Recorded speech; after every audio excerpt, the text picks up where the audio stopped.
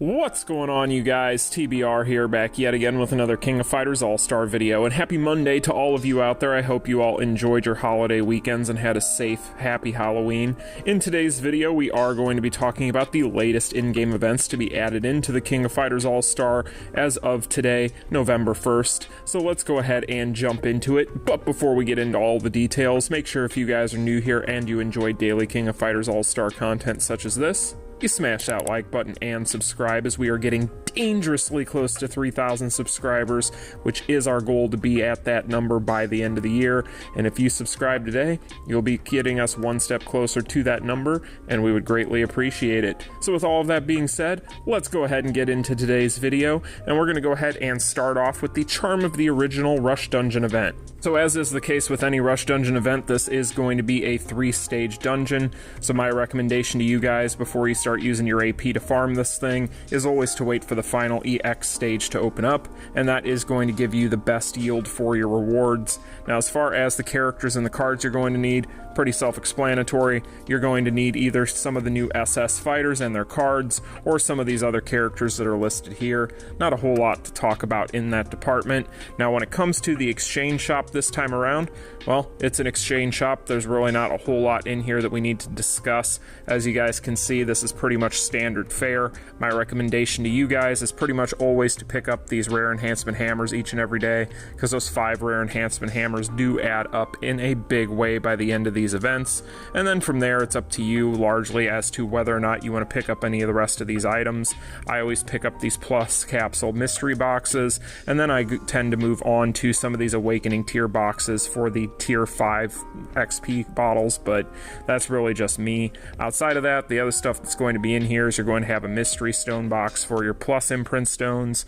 Not much to talk about there. And then you're also going to have things like your element fest memory mystery boxes, and so on and so forth. It's up to you guys on what you need and what you want to pick up in here as far as what you see value in and how much AP you actually want to donate to these things, considering the fact that we have a lot of things to burn our AP on lately. So it's going to come down to what you have available and what you need. For me personally, I'm going to be going for the rare enhancement hammers and the plus capsule mystery boxes, but beyond that, I think I'm going to be using most of my AP and my grind time on the epic quest at this point, and trying to stay away from some of these rush dungeons, considering the fact that we've had one constantly for the past several weeks. At this point, I think that I am better suited just saving my AP for things like epic quest at this point on a personal level, mainly because I just want to get Ignas, but that's just me. It's up to you guys on what you want to do with that, but that is going to be that. So when it comes to the rush dungeon, not much to talk about. The next thing I think that we should probably discuss at this point is a topic that we haven't touched on yet, but this thing has been available for the past couple of days, and that is going to be the newest battle passes. Are they worth your hard-earned money? Chances are probably not, but let's find out. Now, as always with our battle passes, we have 2 different battle passes. We'll start off with the Dolphin Pass, and the Dolphin Pass this time around is going to net you several different items. I'm not going to go through each and every single one, but you can see them on screen. The main things that you're going to be picking this up for are going to be the 400 rubies, and then of course you are going to get an assortment of tokens for both the unified banner for the cards and the characters. As far as that's concerned, looks like you're going to be getting 2 gold tokens for your multis for both banners respectively, and then you're going to get an additional 5 single summons for each one of those banners. So pretty standard stuff. This is going to be pretty much the layout we've come to expect for the $5 pass. You guys know me. If this is a pass when it comes to the veterans that they're looking at, I would say pass on it. It's not necessarily something that really yields that much value to a veteran, especially considering the fact that the main selling point here is of course going to be the unified banner tokens, at which point if you're a veteran, more than likely there's very little on the unified banner that you're still hunting or searching for, but really largely the value here is going to come down to what you see as far as what you need on the unified banner for your account. So keep that in mind, because otherwise the rest of these items in here, while it is nice to get 120 auto clear tickets at a time and some of this other stuff in here like this AP, so on and so forth, honestly the biggest thing beyond those tokens is going to be the rubies, so it's going to be up to you. I would say for me personally this is a pass on the pass situation as usual, but depending on where you're at in the game, this could be valuable. If you're somebody who's new to the game, this is definitely something that's worth picking up. If you're kind of in that intermediate category, this is also going to be a very nice battle pass for you. But otherwise, as I mentioned, veterans can go ahead and pass on the pass, and that's going to be what I'm seeing there. Now, when it comes to the whale pass, this is where things start to get a little bit ridiculous as far as the value proposition. However, let's take a look through here and see if this is going to be worth $50. As far as the $50 battle pass is concerned, it's largely going to be the same as what we've come to expect, so there's not going to be a whole lot for us to sit here and dissect. If you guys have been around the game for a while, you'll probably already know how I feel about this thing, but as you guys can see here, you are going to be getting 4,000 rubies, 5 of the multi-tokens for the unified banner for the characters, an assortment of different items here, but the large ones here that you're going to want to focus on are going to be the Fest Fighter Selector for the Volume 14, which is going to be pretty much up to date, and then you are going to have 2 memory selectors for the unified banner characters as well, which is also going to be volume 14. You're going to have an attack plus imprint stone selection box, which is always nice. You're going to have a moon and a star plus imprint stone selection box, but unfortunately, if you look through here, these are all going to be your silver stones, so not much to really mention there. And then you are going to get 100 rare enhancement hammers and 20 elite enhancement hammers. So for the price of $50, that is steep. When it comes to this package, it is technically worth it if you look at it just purely from a value proposition standpoint as far as what's in here and what Netmarble asks for as far as what they value their items at.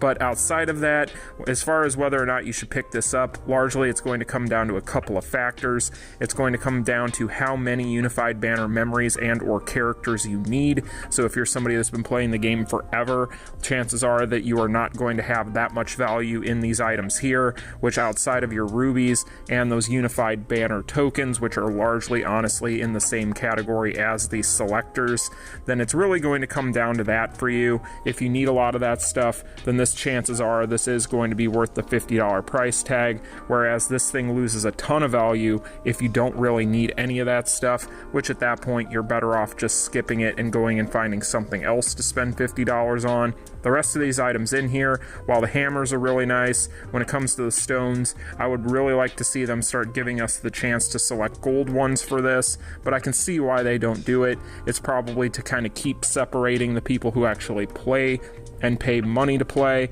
versus the players that can't afford to spend money, so they're probably trying to keep those gold ones a little bit tougher and more scarce to come by, which I totally understand, but still it is worth mentioning as far as the value proposition here. So honestly, you guys, it's up to you on what you want to do with this with your $50, but at the end of the day, for me, if I'm a veteran and I don't really need a lot of these unified banner characters, or I have a ton of limited banner characters that can already carry my account, I'm probably going to be skipping this. But if I'm somebody who is new to the game that just needs a jump start or so on and so forth and is willing to buy into the game, then that's something that I might look at. But outside of that, I would say honestly, you guys are better off just waiting and holding on to your money. I don't really see any reason why still to this day they don't theme these things after these banners. It just doesn't make sense to me, and I know I've mentioned it a ton, but it really just is something they need to work on, because these passes, they're just stale and they just don't feel like they scream value to me anymore. But who knows? Value is largely up to the individual, but for me personally, I would just go ahead and pass on both of these passes for the most part. That's kind of where I'm coming from at this point on those.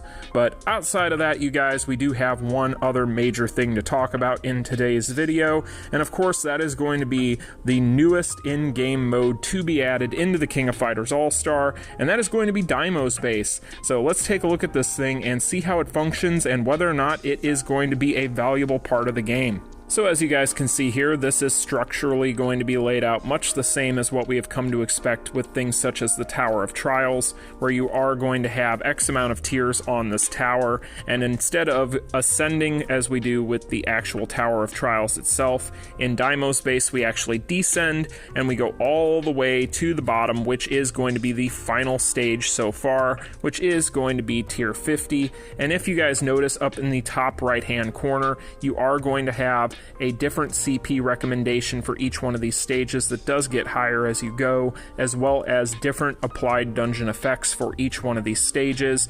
So that is pretty much what you're looking at there. Keep in mind those applied dungeon effects, because those will play in whenever you are playing each one of these tiers. So you'll want to be kind of cognizant of what you're looking at when you jump into these. But largely, this shouldn't be anything overly difficult from what I have noticed. I've played the first 8 tiers, and it seems as though each one of these stages outside of a rotating boss is going to be largely structurally the same. So you're going to have a couple of different waves of enemies. You'll take those down, then you'll have a boss, and you should be able to get through this fairly easily as long as you're playing smart. Now, a couple of things you'll need to know. Now, what makes this different from all these other game modes that we currently have available is you'll notice that I have these applied buffs down here. Now, what these basically are going to be buffs that you are going to have the choice of as you go through these stages. So in between each stage after you've cleared one, you are going to have 3 different buffs that you can choose from, and you can go ahead and pick one of those. It'll be applied to your buff pool, and those buffs will carry over to the next stage going forward, and so on and so forth. You're going to be able to pick a team of 3 of your favorite fighters, as well as 3 strikers, and you'll notice that my king there, for example, does have an HP bar above her head. That is because when you go to the next stage, your HP remaining from the previous stage does carry over, and if a character faints, well, you are going to not be able to use that character going forward in the tower until the following season. Now, seasons seem to be structurally a week long right now, so this thing is going to be a lot the same as what we have come to expect with the rest of our weekly seasons. So this is something you'll want to make sure that you clear out, or get as close to clearing out as you can before the end of the week, because there are going to be some pretty handsome rewards for doing so. The nice thing about this is, because of a combination of the different buffs, as well as the CP recommendation being just that, a recommendation, and not just something you have to have, a lot of people out there should be able to get through this thing without a ton of issues.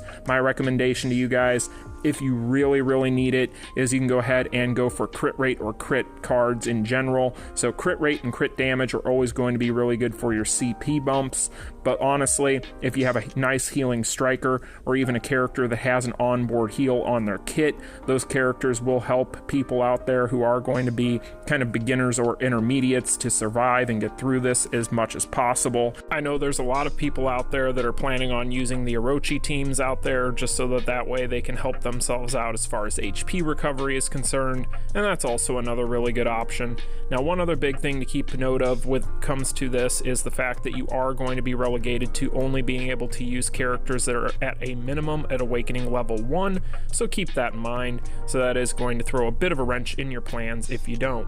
Now, as far as why you're doing this, over here, if you go to your event mission tab, you will see that you will be able to pick up these rewards corresponding to each 10 of these levels that you clear.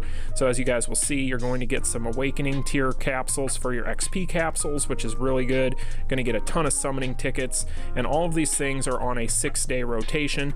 And the final reward that you will be able to get if you're able to clear all 50 of these on a weekly basis is 500 rubies, meaning we are going to be getting an extra 500 rubies from what we can tell each payday for clearing this out for the given week, and that is going to add up to an extra 2,000 free-to-play rubies by the end of the month if you're able to clear this entire thing. So I will be doing a guide on this and a tips and tricks video on this in the coming days. I just need to get through it myself, and then I can gather up some footage and give you guys some more information on this. But as it sits right now, I am going to say the jury's out on how I feel about this 100%. It does feel quite a bit like the Dead or Alive dungeon that we had with that tower system, and this thing to me looks like it is going to be a huge addition to the game, especially whenever you concern yourself with those free-to-play rubies, which is always a huge deal. But in general, I do think that this is a welcome addition.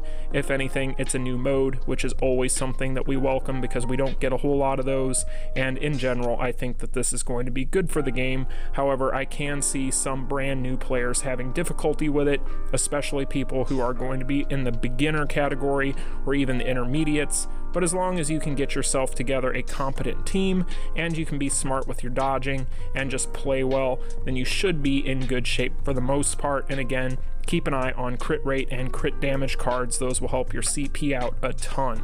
But anyway, you guys, that is going to do it for me in today's video. I hope you all found it informative. Let me know in the comment section down below how you feel about all this new content. Do you like Deimos base? Is it a good addition to the game, or are you just happy that they added new content in general? You can let me know in the comment section down below. I am always curious to hear your guys' thoughts. But until then, you guys, that's going to be today's video. I hope you all found it informative. If you did, smash that like button and subscribe, and I'll see you in the next one. Take care. Peace. Continue.